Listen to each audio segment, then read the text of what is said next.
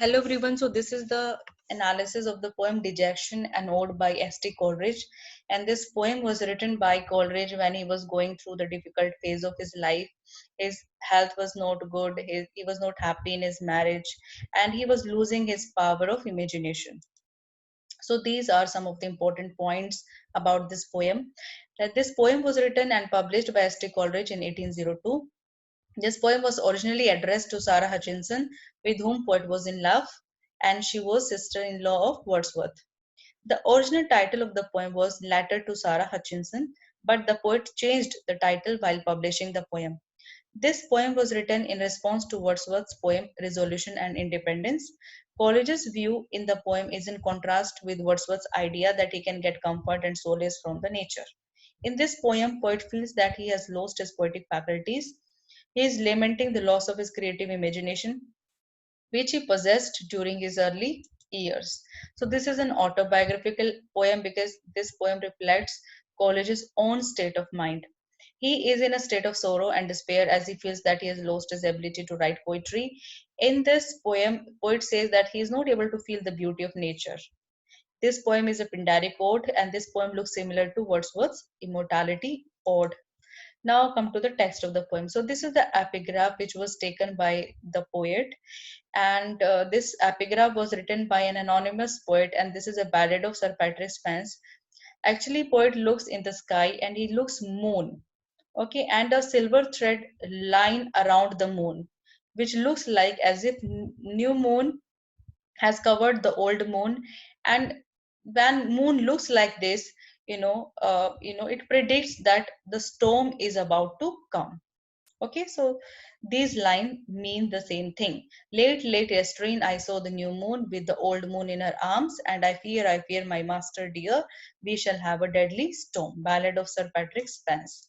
Now come to the next lines. Now poet says, if the poet who had written this ballad of Sir Patrick Spens, if he was right in predicting the weather, okay, so this night which looks so peaceful now, okay, this night which looks so peaceful, tranquilly peaceful now, will not go unroused by the winds, will not pass in peace. This night will not pass in peace, and what will happen? The strong winds will start blowing. Strong winds will start blowing, and at this moment, these winds are busy in shaping the clouds which are moving in the sky slowly, like masses, or the dull sobbing draft. Now he says that this wind is creating a dull and sobbing sound as if the wind is mourning about something. Okay, is mourning about something, and when it blows through the Aeolian lute, god of a wind, when it passes through the Aeolian lute, it creates a very pathetic sound. And poet says that that was a better time when he did not hear this sound. Okay, it was better when he did not hear this sound. Okay, which better far were mute. It was better when these sounds were mute. Okay, come to the next lines. Now poet says, for lo the new moon winter bright and overspread with the phantom light. Now he says that this new moon, is covered by a dim light. Phantom is dim light, and there's a silver thread circling this new moon. It seems as if it has covered the old moon. And when moon looks like this, it shows that it predicts that the heavy rain and storm would approach. Okay, heavy rain, squally storm would approach. And oh, that even now the gust was swelling. Now poet notices that the wind has started getting heavy, okay, and rain has started falling, okay, loud and fast. Those sounds which of have raised me while they awed and sent my soul abroad. Now he says that these stormy winds had inspired him, had fired his imagination when he was in his early years, okay, had transported his soul. What does it mean? That he was very imaginative at that time, and he could feel a kind of energy, or he could feel any kind of energy, and he could feel motivated and inspired when he witnessed such storms during his early years. Might now perhaps their wanted impulse give might startle this dull pain. Now he wants to get lifted from the dull pain that he is feeling right now, and he wants to become active and lively. Okay, so it means that at this moment he has lost his power of imagination, and he expects that this storm would revive the energy and the enthusiasm which he had lost. Come to the next line. Now he's talking about his present mental state. He says that he's feeling a kind of grief, a sorrow, which is without a pang, which doesn't cause any pain to him, which is empty, which is dark, which is dreadful, which is choking him, stiffer, choking him, which has made him lazy, and which is, which has made him without any passion, which has made him, without any passion, which finds no natural out. And he is in such a state that he's not able to vent out his feelings. Okay, and he doesn't find any relief, even in words or in sighs or in tears. Now he's directly addressing this. This lady, Sarah Hutchinson, he says, in this wan and heartless mood. Now he says that he is in such a dull and heartless mood. Now his, thoughts are transported to the song sung by Throssell, Among the Woods. Okay, Throssell is a bird who is singing song, and now his attention is diverted to this song. All this long eve, so balmy and serene, have I been gazing on the western sky. Now poet says that he's looking at the sky, and he finds this evening so calm and peaceful, and its peculiar color of yellow green. He's admiring the color of yellow green, but he says that this he says that he can see the beauty of nature, but he cannot feel it, and he's in a blank state, with how blank an eye. So he can watch the beauty of nature, but he cannot appreciate it, and he cannot feel it. Okay, he cannot feel it. Come to the next lines. And those thin clouds above in flakes and bars. Now he's noticing the clouds in the sky, okay, which are moving in masses. And when these clouds are moving, it seems as if stars are moving. Okay, and these stars, sometimes they get hidden behind the clouds, sometimes they sparkle, sometimes they get dim, but they are always seen. And then he looks at moon, and he says that there are no clouds and stars near this moon. Okay, and he said that he is seeing everything. Okay, but he is not able to feel. He knows that it is beautiful, but he is not able to feel the beauty. Okay, come to the next lines. Now he says, my genial spirits fail. Now he says that he has lost his joy, and and his cheerfulness. And what can these avail to lift the smothering weight from off my breast? Now he says that he's overburdened with lots of misfortunes. Okay, and is not able to remove this heavy weight of misfortunes from his chest. It were a vain endeavor. Okay, it was a futile effort on his part to do so.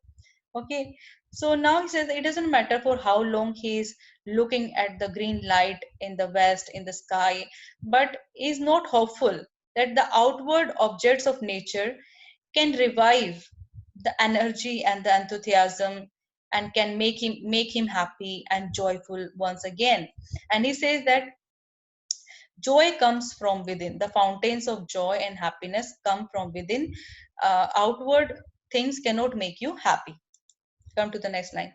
Again, he's addressing Sarah Hutchinson, and he says, "We receive but what we give." So we receive from nature what we give to nature, and he says that we give life and shape to nature. Nature is not independent. He says nature is not independent, but we interpret nature according to our own moods.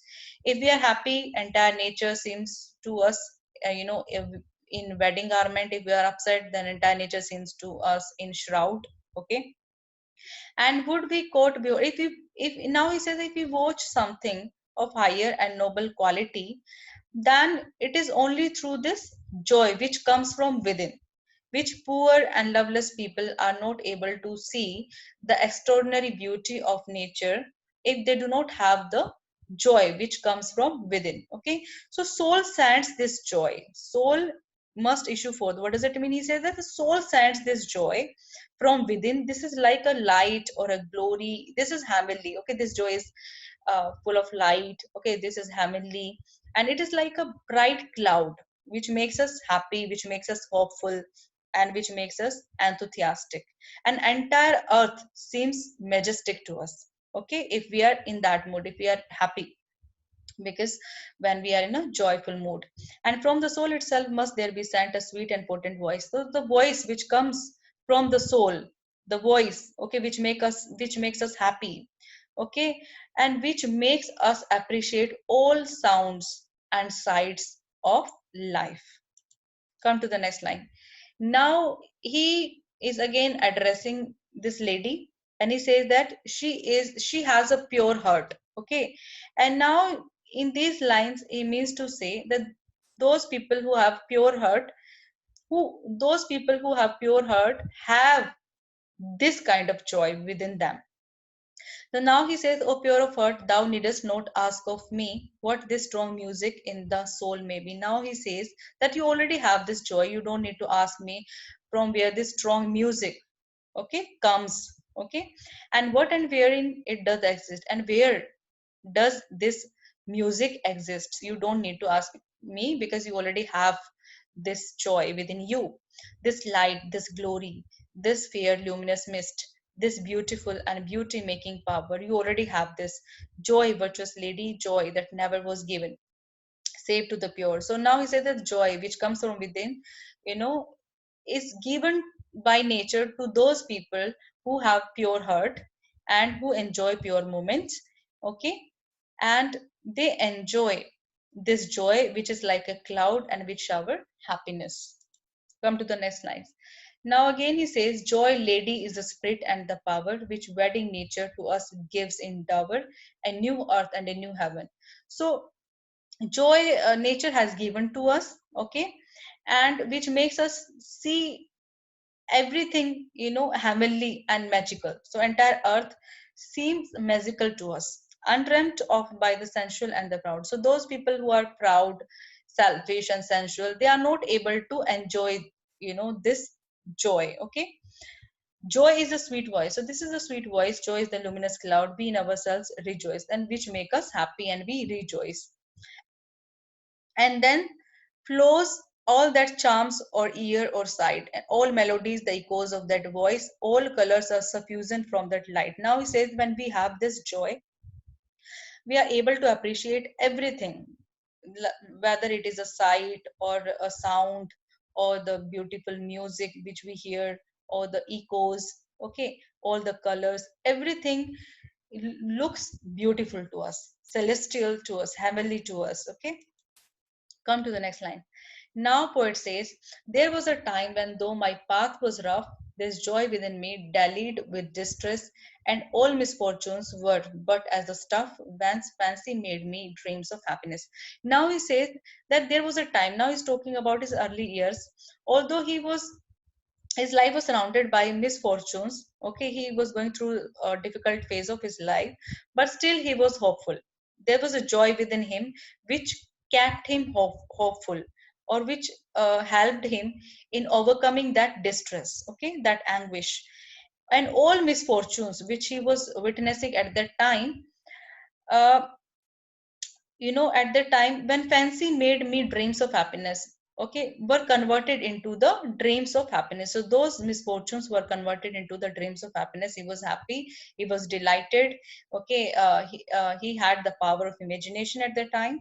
For hope grew round me like the twining vine. Now he says that he was hopeful at the time that a better time will come, so he was hopeful, and he was hopeful about future. He was optimistic at that time, and hope was with him like a vine which gets twisted around a tree. And fruits and foliage not my own seemed mine. So he was so hopeful. Fruits and foliage, he was very optimistic, he was so hopeful at that time. But now afflictions bow me down to earth. Now he says that these misfortunes, the suffering, has crushed him completely, nor care I that they rob me of my mother. And he is being robbed from his joy and happiness. Okay, so I will continue in the next audio lecture. Okay.